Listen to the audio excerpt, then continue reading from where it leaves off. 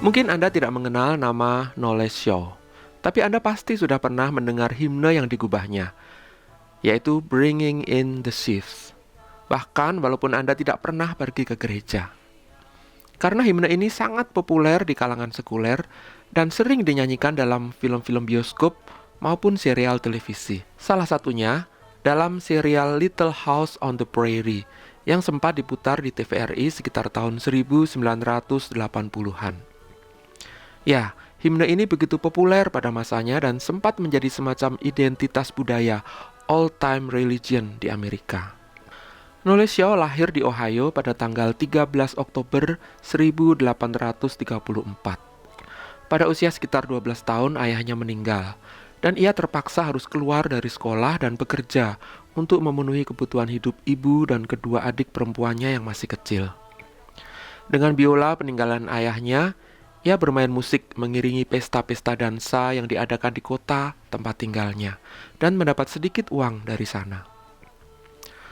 Pada suatu hari ketika ia sedang mengiringi sebuah pesta dansa dengan biolanya seperti biasa, tiba-tiba ia teringat kalimat terakhir yang dipesankan ayahnya kepadanya sebelum ia meninggal, yaitu, "Bersikaplah yang baik kepada ibumu dan bersiaplah untuk bertemu Tuhanmu."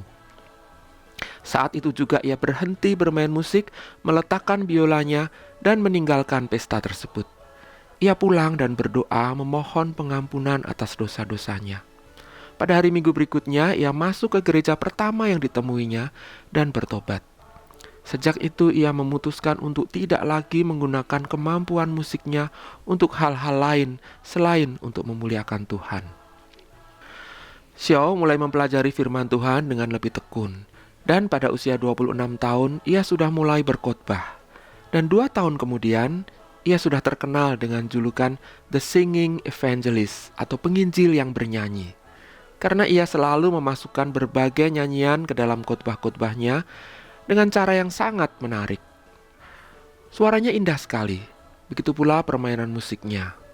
Digabungkan dengan pembawaannya yang menarik dan penuh semangat, khotbah-khotbahnya selalu dihadiri oleh banyak sekali orang. Himne Bringing in the Sheaves digubahnya setelah ia terinspirasi oleh firman Tuhan dalam Mazmur 126 ayat 5 dan 6 yang berbunyi demikian. Orang-orang yang menabur dengan mencucurkan air mata akan menuai dengan bersorak-sorai. Orang yang berjalan maju dengan menangis sambil menabur benih pasti pulang dengan sorak-sorai sambil membawa berkas-berkasnya. Himne ini yang menggambarkan pelayanan seperti pekerjaan menabur benih dan menuai hasilnya di ladang sangat berkesan bagi umat yang pada waktu itu masih banyak yang hidup secara agraris. Sehingga dengan cepat himne ini mendapat tempat di hati orang-orang Amerika. Demikian pula dengan di Indonesia.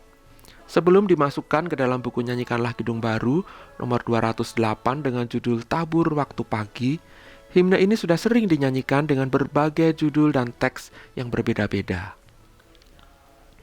Bait pertama himne ini berbicara mengenai seeds of kindness atau benih kasih yang harus ditabur sepanjang waktu, baik pagi, siang, bahkan sampai senja. Karena jika sudah tiba saatnya musim panen, kita akan menuai dan membawa berkas-berkasnya dengan penuh sukacita. Apa itu benih kasih yang harus kita tabur? Bisa firman Tuhan, kebenaran, atau perbuatan baik kita kepada sesama. Dan kapan waktunya? Kapan saja, karena kita tidak tahu kapan kesempatan kita untuk menabur benih akan berakhir. Dalam bait kedua, lebih ditegaskan lagi bahwa kita harus menabur setiap saat, tidak hanya dalam kesempatan yang baik ketika surya bersinar dengan terik, tapi juga ketika awan gelap membayang. Bahkan dalam bahasa aslinya dikatakan juga ketika angin musim dingin yang membuat kita menggigil berhembus. Tidak ada alasan bagi kita untuk menunda, karena setiap penundaan berarti kesempatan yang hilang. Seperti yang dikatakan oleh Rasul Paulus kepada anak rohaninya Timotius dalam surat 2 Timotius pasal 4 ayat 2 yang berbunyi demikian. Beritakanlah firman, siap sedialah, baik atau tidak baik waktunya. Pesan paling kuat himne ini ada di bait ketiga atau yang terakhir. Namun sebelum saya membahasnya, saya akan melanjutkan kisah mengenai kehidupan Knowles Shaw lebih dulu. 4 tahun setelah menggubah himne ini, Knowles Shaw meninggal dunia pada usia 43 tahun dalam sebuah kecelakaan kereta api di Texas. Namun dalam hidupnya yang singkat, Shaw telah mempertobatkan dan membaptiskan 11.000 orang. Sungguh sebuah tuaian yang besar. Shaw telah membawa berkasnya masuk ke lumbung Tuhan. Sekarang kita kembali ke bait ketiga himne ini yang akan saya bacakan dalam bahasa aslinya. Going forth with weeping, sowing for the Master. Though the loss sustain, our spirit often grieves. When our weeping's over, He will bid us welcome. We shall come rejoicing, bringing in the sheaves. Saat ini mungkin kita merasa hidup kita penuh tangisan, ratapan, dan cucuran air mata. Banyak kesukaran yang kita alami, banyak duka dan kehilangan yang kita rasakan. Mungkin kita merasa saat ini bukan saat yang tepat untuk menabur benih kasih. Mungkin kita berpikir, tunggu nanti. Jika keadaan sudah membaik, maka saya akan menyampaikan firman Tuhan. Jika pandemi sudah mereda, maka saya akan melayani Tuhan. Jika ekonomi sudah pulih, maka saya akan menolong sesama. Dan jika lainnya.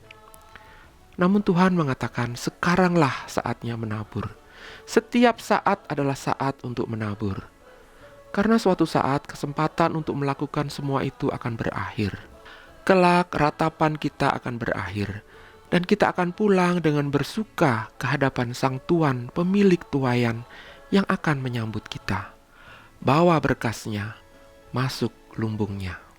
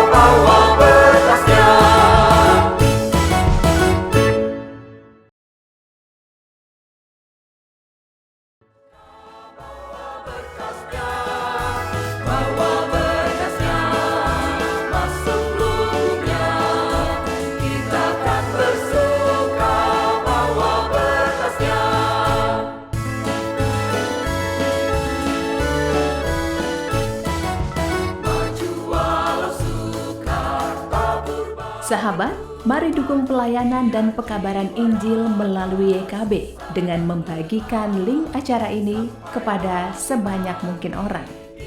Dukungan juga dapat saudara lakukan dengan mentransfer dukungan finansial ke rekening BCA ke nomor 450 305 2990, 450 305 2990 atas nama Yayasan Komunikasi Bersama.